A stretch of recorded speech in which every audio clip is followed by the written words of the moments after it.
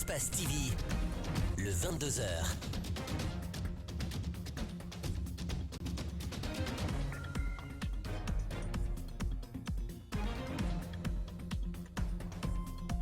Bonsoir à tous et bienvenue dans cette grande édition d'information à la une de l'actualité nationale.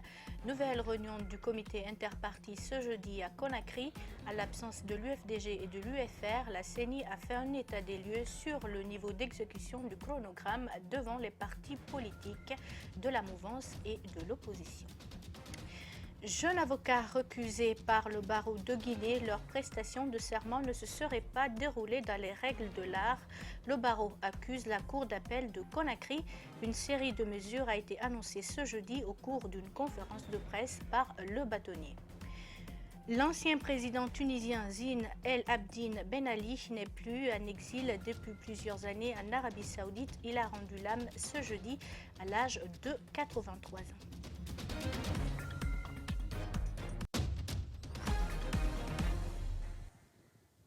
Bienvenue à tous, nous débutons ce journal par ces images spectaculaires que nous proviennent de Matoto Centre, un tueur de la SEG qui a éclaté aux grandes dames de tous. Des dégâts importants ont été enregistrés sur ces images que je vous laisse suivre.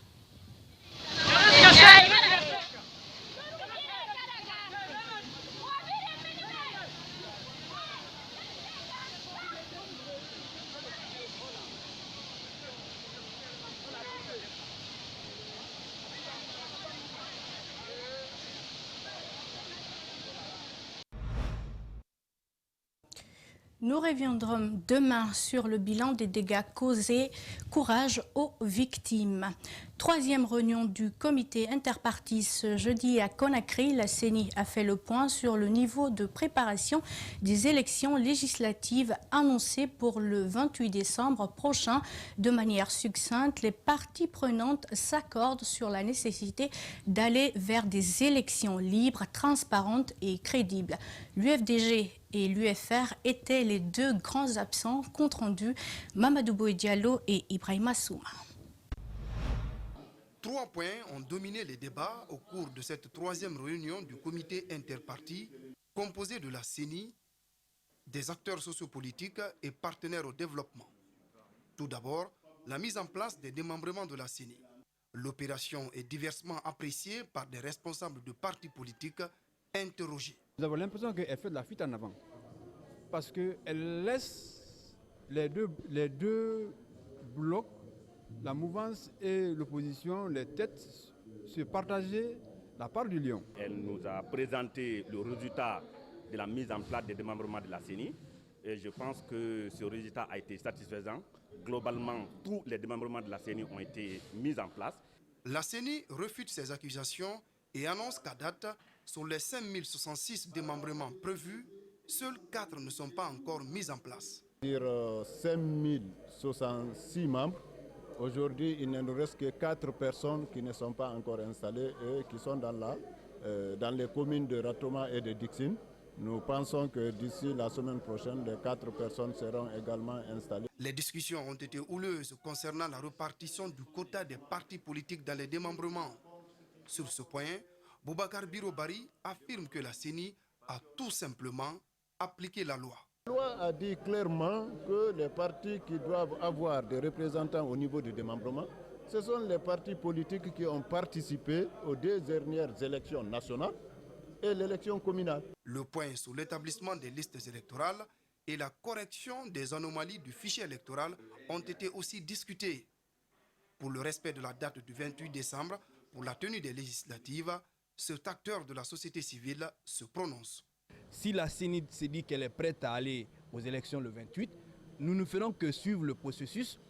Pour que le processus soit respecté, tous les points soient respectés. La CENI poursuit le déroulement de son programme avec l'aide de ses partenaires au développement, notamment le NDI.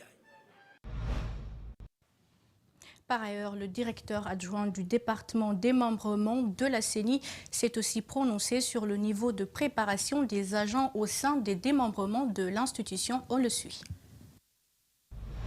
C'est une question d'approche et de stratégie au niveau de la CENI, sinon tout le monde doit être formé. Mais quand on a 5000 66 membres à former au cours d'une mission, vous comprendrez aisément que ça ne serait pas aussi facile.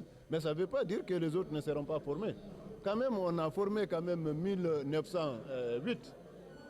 On a installé 5062 membres. Ça, c'est une première sortie. Maintenant, la seconde sortie, nous allons former le reste et passer à d'autres opérations du processus électoral. C'est la deuxième semaine depuis que le Premier ministre a entamé les consultations sous l'ordre du président de la République, des présidents d'institutions, des membres de la société civile et des partis politiques sont passés. Certains hésitent, tergiversent, d'autres parlent sans langue de bois. Nous vous proposons de les écouter au micro de Mamadou Saliouba et de Alseni Kamara. Quels sont les amendements et quels sont les ajouts qu'on peut y mettre? Et sur cette base-là, nous nous prononcerons. Nous sommes une institution de régulation qui est tenue de ne pas prendre part ou prendre position sur des sujets de controverse. Je voudrais, et je l'ai dit depuis 2012-2013, le débat existe partout, dans toutes les radios. J'avais proposé un mandat unique de 7 ans. Si la question liée à la Constitution, on n'en discute pas comme c'est le Front National pour la défense de la Constitution, nous sommes tous membres. Vous savez, une Constitution n'est jamais statique. Une Constitution dans le monde entier est dynamique. Nous avons écouté les membres du CNOCS, ils ont posé des préoccupations. C'est la réponse de ces préoccupations qui nous permettra de prendre une décision sereine. Nous avons dit que nous n'avons ni avant-projet, ni projet. Et que nous nous donnons le bénéfice de l'inventaire, nous attendons de voir de quoi il s'agit. Nous avons salué cette initiative et très certainement nous apporterons notre contribution à la réflexion. Comme vous avez écouté le Premier ministre, il doit rendre compte au chef de l'État. Donc c'est dire que nous ne pouvons pas a priori mettre ça sur la place publique. Dans le même cadre, le FNDC a-t-il, oui ou non, exclu ses membres qui ont répondu à l'invitation du Premier ministre? Rien n'est clair si d'un côté certains confirment la décision, d'autres par contre disent l'ignorer. C'est le cas d'Aliouba, du modèle qui parle de diversion pour créer une fissure au sein de leur plateforme. Il est au micro de Mohamed Valek Touré. Pour le moment, vous n'avez pas un acte officiel du FNDC qui fait mention de ça. Certains en parlent, ce sont des points de vue. Moi, je suis un responsable politique, donc je ne commente pas les avis personnels, encore moins les rumeurs. Quand le FNDC va se retrouver et prendre une décision, elle fera l'objet de commentaires au moins opportuns. En réalité, c'est une diversion. C'est une diversion. Alpha Condé se sert de la CENI comme instrument pour faire passer son projet. Comment distraire le FNDC de l'essentiel, comment désorienter l'opposition dans sa lutte et comment aussi distraire l'opinion publique qui est beaucoup plus fixée sur lui par rapport à ses velléités de rester au pouvoir que par rapport aux questions électorales. Je vous le disais également en titre, la prestation de serment des 11 jeunes postulants à la profession d'avocat devant la cour d'appel de Conakry récemment n'est pas du goût du barreau de Guinée. Ces avocats, qui n'avaient d'ailleurs pas pris part à cette cérémonie qui a eu lieu lundi dernier, expriment leur colère et annoncent des mesures pour protester vigoureusement contre l'acte. Ces jeunes n'auraient pas eu la moyenne nécessaire pour leur admission à la profession d'avocat. Ils l'ont fait savoir ce jeudi à la maison de la presse. Algassi Mouyaliba et Aliouba pour le compte-rendu. Pas question de laisser passer cette violation de la loi par la Cour d'appel de Conakry. Ces avocats reprochent à la Cour d'avoir fait prêter serment des postulants qui ne sont pas admis au concours d'accès à la profession d'avocat. Pour eux, ces jeunes ne sont pas encore suffisamment qualifiés pour être avocats. C'est la Cour d'appel qui crée tous ces problèmes. La question n'est pas que le Conseil de l'ordre soit contre les 11. Mais non, est-ce que les 11 ont été retenus par le jury à l'examen? La réponse est bien évidemment non. Et par conséquent, ils n'avaient que la possibilité d'attendre les prochaines échéances pour ne pas créer un précédent dangereux et un précédent fâché. Donc nous estimons que la Cour d'appel à travers M. Mamadou Ali Dramé, premier président, est en train de s'immiscer dans les affaires du barreau. Pour protester contre cette prestation de serment, il décide de réagir de façon vigoureuse. Il est interdit à tous les avocats du barreau de Guinée, sous peine de sanctions disciplinaires, de recevoir dans leur cabinet en vue du stage les personnes ayant prétendument prêté serment le 16 septembre 2019 devant la Cour d'appel de Conakry. Il sera déposé devant le Conseil supérieur de la magistrature une plainte contre les magistrats auteurs de ces agissements et éventuellement une action au pénal contre les mêmes magistrats pour parjure la non-participation des avocats aux audiences de la Cour d'appel de Conakry pendant une période de 2 semaines. Malgré cette protestation de l'ordre des avocats, d'autres avocats du barreau de Guinée ont pris part à cette prestation de serment. Pour ces 11 postulants qui se trouvent au centre de cette crise, c'est un début de carrière très mouvementé. Parlons éducation maintenant, rentrée scolaire 2019. L'anglais sera enseigné dès le primaire à partir d'octobre prochain. Pour l'instant, 6 écoles dans chacune des régions administratives du pays vont bénéficier de ce programme officiel lancé lundi. Le ministère de l'Éducation nationale et de l'alphabétisation compte former des professeurs d'anglais pour toucher le maximum d'établissements. Oumidatou Sidibé et Tierno Sadouba. Cette initiative du gouvernement d'introduire la langue anglaise dès le premier cycle fait partie de la démarche du ministère de l'Éducation nationale, celle d'offrir plus de chances aux élèves guinéens de trouver leur place dans la mondialisation. La mesure sera expérimentée à partir de l'année prochaine. L'anglais au primaire, parce qu'à cet âge-là, comme on apprend les autres langues, l'anglais aussi peut s'apprendre. Et les élèves parleront couramment l'anglais plus facilement en commençant par le primaire que si ils le commençaient au collège ou au lycée. 6 écoles sont choisies dans chaque région pour ce projet pilote. Dans ces 6 écoles, 12 cadres seront formés, dont 6 directeurs et 6 enseignants du niveau CP1. Nous avons déjà posé tous ces actes avec notre partenaire Christophe Joly et avec notre partenaire British Council, qui viendra en octobre 2019 pour commencer ce travail. Selon Kassori Fofana, par ce projet, le président de la République entend faire des écoliers guinéens des bilingues parfaits dans les 15 prochaines années. Cette méthode que nous allons introduire dans le système et qui va commencer par la formation des formateurs va permettre à la Guinée de se rattraper rapidement. Il n'est pas besoin de souligner. Dans ce monde contemporain, le rôle et l'importance de la langue anglaise. C'est la langue la plus parlée, c'est la langue du savoir scientifique et c'est la langue du business. Ne pas parler cette langue, c'est un handicap. C'est un handicap majeur. En octobre, toutes les écoles seront dotées de professeurs d'anglais pour renforcer leurs capacités dans la langue anglaise. Les cadres du ministère de l'Agriculture ont présenté ce jeudi les résultats préliminaires du projet de zonage agroécologique.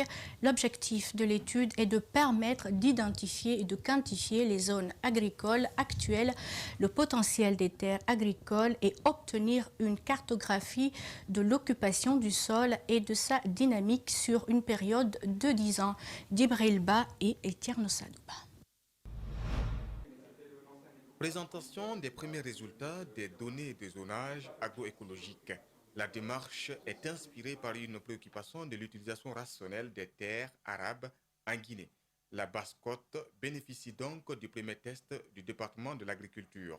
Le ministère de l'Agriculture souhaite faire de ce zonage agroécologique un outil d'aide à la décision pour l'orientation, la planification, l'optimisation, l'utilisation des ressources agricoles,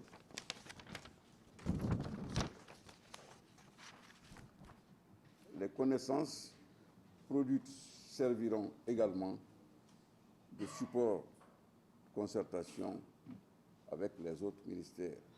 Au cours de la présentation du projet de zonage agroécologique, il a été question de la mise en place d'une synergie entre les départements, notamment l'élevage, l'agriculture, la pêche, l'environnement et l'aménagement de la ville. Il faut mettre en place et proposer aux différents ministres, différentes institutions, des outils d'observation. Ça, c'est la première des choses. La connaissance de son territoire, c'est déjà la première chose à accepter. Donc ça veut dire quoi? C'est mettre en place des systèmes d'observation, les images satellites, les exploitations des images satellites, un certain nombre de travaux. L'occupation du sol, mesurer les pourcentages de forêt, les surfaces. Déjà, il faut avoir une grande connaissance de son territoire. Le développement durable étant une préoccupation mondiale, le bon usage des terres nous éviterait des catastrophes naturelles, selon le directeur de l'Agence nationale des statistiques agricoles.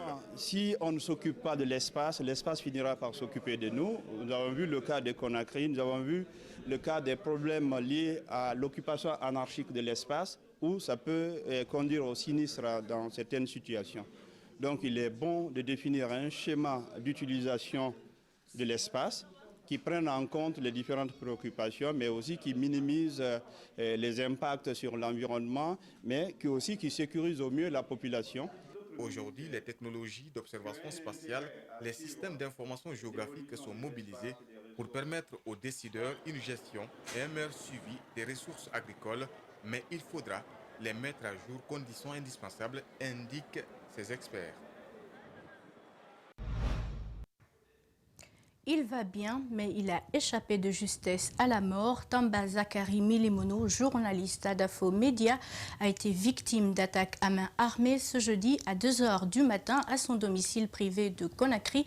Les assaillants, qui étaient au nombre de 4 ou plus, ont réussi à emporter des motos. Le chien du journaliste a été tué par balle. Reportage Mamadou Saliouba, Ibrahima Sori Kamara. À son domicile, des membres de famille, des voisins, des amis et des collaborateurs venus constater les faits. Tamba Zakari Milimono, journaliste à Espace FM, Sony, a échappé de justesse à la mort, attaqué ce jeudi aux environs de 2 h du matin par des assaillants. Ils ont d'abord forcé le portail sans succès avant d'escalader le mur. Mon chien est allé là, mort, a commencé à aboyer. On a ouvert la porte. Et on a découvert devant nous, en tout cas moi, j'ai découvert devant moi 2 silhouettes qui se rapprochaient de moi et qui menaçaient de la voir. Entre les mains, quelque chose que je ne pouvais pas voir à cause de la pénombre. Il s'agissait en réalité d'une arme. Parce qu'à 2 mètres, mon chien m'a dépassé et il a bondi sur le premier. Sauf qu'il a eu pas assez de chance. L'attaque a duré 30 minutes. Ces motos, garées à l'intérieur de la cour, aurait attiré l'attention des assaillants. 2 d'entre elles sont prises et voici son chien abattu par une arme artisanale. Tamba, lui, se porte bien. La balle qui a tué son chien aurait pu l'atteindre. Et c'est tout le lieu de dire merci à Dieu. Parce qu'on serait en train de parler d'autre chose ce matin. L'homme avait son fusil à 2 mètres de moi. À 2 mètres. Surpris par le voisinage, les assaillants ont abandonné sur place une arme artisanale et des balles. Ce n'est pas la première fois, dit-il, que des individus tentent d'entrer dans sa cour. L'attaque a-t-elle un lien avec sa profession de journaliste? Pour l'instant, il est difficile de l'affirmer. Je ne veux pas faire de lien à cause du chien qui est mort. Difficile de dire que c'était à ma vie qu'on voulait attenter. Parce que je me tenais quand même à 2 mètres de lui, le fusil en face. Ce que je sais, c'est les faits. Ils ont emporté 2 motos et ils ont tué le chien que nous aimions. Pour se sauver, lui, ses neveux, ses belles-sœurs et leurs enfants ont dû s'enfermer dans la maison. Les forces de l'ordre ont mis assez de temps avant de venir ce matin. Il salue la famille qui lui remonte le moral et le voisinage qui lui est venu au secours. Je salue aussi la collaboration des jeunes du quartier. Parce que c'est eux qui sont venus juste après Ils ont cherché, parce qu'il n'y avait pas que chez moi qu'il y avait des tirs. Donc finalement, ils ont retrouvé l'endroit, ils nous ont aidés à remettre 3 autres motos qui étaient déjà dans la rue ici. les malfrats ont laissé les motos parce qu'il y a eu le tir de sommation. Qui sont ces assaillants? Pourquoi cette attaque? Voici 2 questions auxquelles doivent répondre les enquêteurs. Voilà qui relance la question de la sécurité. 33 chefs de quartier de Kaloum et de Dixine ont achevé une formation ce jeudi. Cette initiative du département d'État américain vise à renforcer les capacités de ces responsables de quartier dans la résolution des conflits, la prévention de la délinquance et la protection des droits des femmes et des jeunes. Alseni Bari, Abdoulaye Kamara pour plus de détails.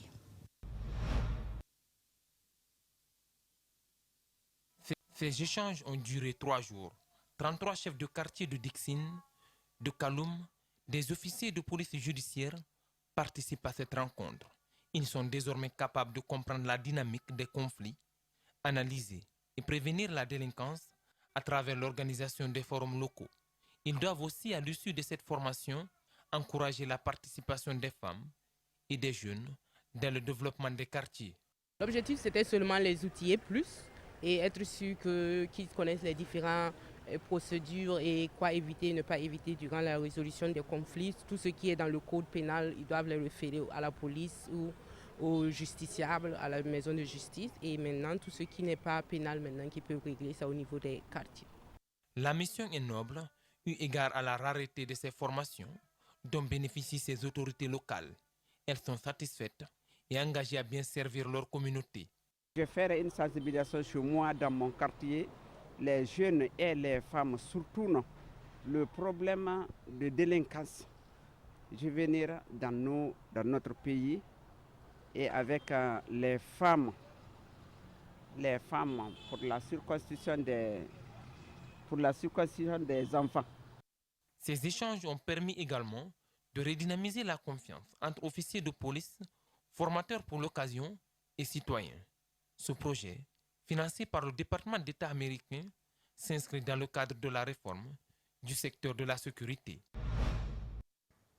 Sport, monté en Ligue 2 professionnelle de Guinée, le club olympique de Kakandé a battu les éléphants de Filima de Kamsar 3-1 ce mercredi au stade du 1er mai de Boké. 16 clubs prennent part à ce championnat national reparti en 4 poules organisé par la Ligue guinéenne de football amateur. Cette victoire à domicile réconcilie peu à peu le coq et son public de Kakandé. Salifou Lifosissé, Fodé Omar Kamara.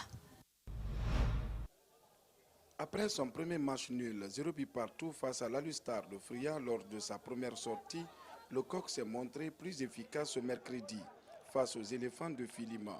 Les hommes d'Ibrahima Souri Gabi Viron l'ont emporté sur le score de 3-1 au stade de Boké. Je pense que c'est une très bonne entame. Vous savez, dans un match de championnat, souvent quand vous gagnez à domicile et que vous voyagez bien, c'est réconfortant. Et je pense bien que pour durer dans cette compétition, il fallait forcément gagner ce soir ici à Boké. Et c'est ce qu'on a fait. Je pense que bravo aux enfants et bravo au public quand même qui nous a soutenus. Renverser le coq au match retour est désormais l'objectif de Filima, réagit le capitaine du club de Kamsar. Donc bon, moi je n'ai rien à dire. Sur le football, c'est comme ça. Comme le championnat, c'est aller-retour. Là, on a perdu chez eux. Là, nous, on va attendre jusqu'à chez nous, quoi. Tu vois, c'est comme ça, le football. Malgré cet exploit, le club olympique de Kakandé estime qu'il est trop de crier victoire. Il sait qu'un championnat n'est pas une course de vitesse. Placé entre optimistes et méfiance, Ibrahima Souri Diaby Viron se projette déjà sur la prochaine sortie de son équipe face à l'AS Miller de Sangaredi. Déjà, on a voyagé du côté de Fria. On n'a pas gagné, mais on est revenu avec un point. Et là, on a gagné à domicile, et ce qui va nous donner assez le moral. Et mentalement, les enfants ils seront bien assis. Et comme je l'ai dit à l'entame, certes, on sait que ça ne va pas être facile du côté de Sangaredi, mais on fera de telle sorte que quand même qu'on réussit à avoir des points ou un point. Le match de l'association sportive des mineurs de Sangaredi et le club olympique de Kakandé est prévu samedi prochain à partir de 16 h au stade Dr Hilal Gassim de Sangaredi. l'actualité sportive toujours, l'ancien international guinéen Diambobo Baldé est nommé nouveau sélectionneur du Sili Espoir des moins de 20 ans. L'annonce a été faite ce soir par les responsables de la FEGIFOOT. Nous y reviendrons demain pour plus de précisions. En bref et en images au Mali, scène horrible ce jeudi au nord du pays. Une foule déchaînée a donné la mort à un commissaire de police à Nioro dans la région de Ségou. C'est un agent de police contesté par la population locale qui avait été contraint de quitter la zone. Ce matin, sur instruction de sa hiérarchie, il est revenu reprendre fonction, ce qui n'a pas été du goût des jeunes que vous voyez en image. Le commissariat qu'il devrait occuper a été mis à sac selon une source locale. Il s'agit d'un acte barbare qui ne serait pas une première dans le pays. En bref, toujours et en image, l'ancien président tunisien Ben Ali est mort ce jeudi 19 septembre à l'âge de 83 ans. Il a été président de la République tunisienne de 1987 à 2011, une présidence de plus de 23 ans. Il est décédé en Arabie Saoudite où il vivait en exil depuis la révolution de 2011 avec sa famille. Après plus de 2 décennies d'un pouvoir répressif, Ben Ali a été renversé début 2011 par un mouvement populaire, point de départ d'une vague de révolte dans la région connue sous le nom de Printemps arabe. Entre deux prières, la quiétude du monastère de Sainte-Marie de la Garde dans le Lot et Garonne est parfois troublée par le bruit de machines. Depuis 2003, ces moines bénédictins se sont en effet lancés dans la production de sandales en cuir. Leur modèle séduit désormais une clientèle en Allemagne et plus récemment au Japon. Suivez. 14h, les cloches du monastère Sainte-Marie de la Garde appellent les bénédictins pour l'office de nonnes. Une vie de prière pour ces 16 frères qui se réunissent dans cette chapelle 8 fois par jour.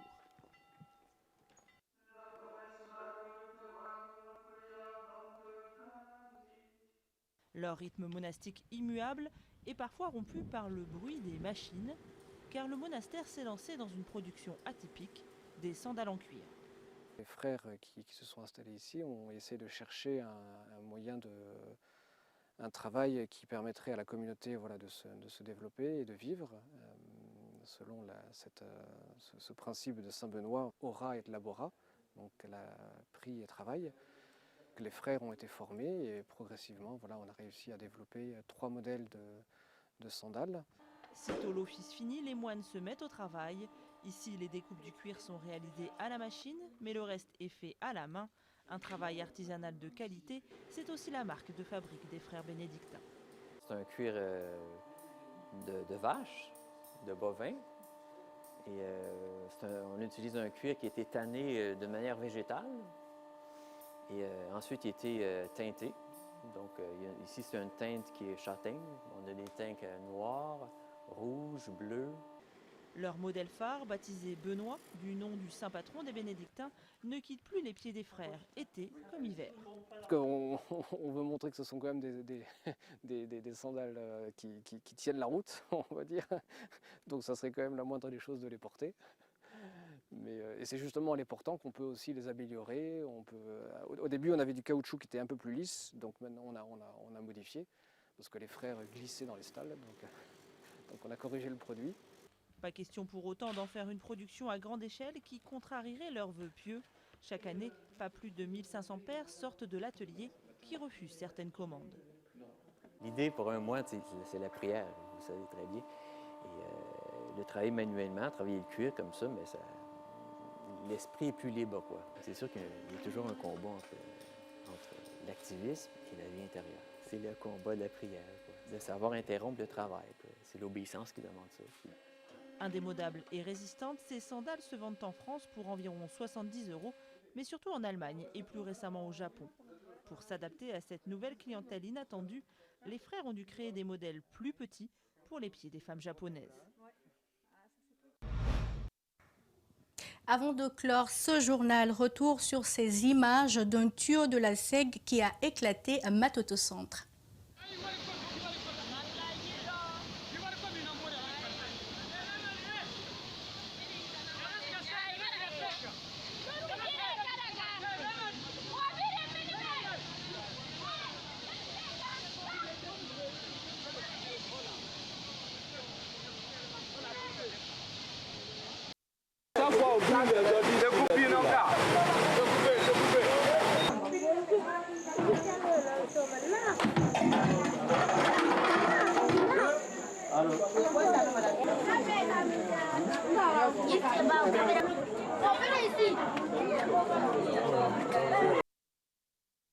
Plusieurs dégâts ont été causés. Nous y reviendrons demain. Et c'est tout pour ce journal à tous. Merci de l'avoir suivi.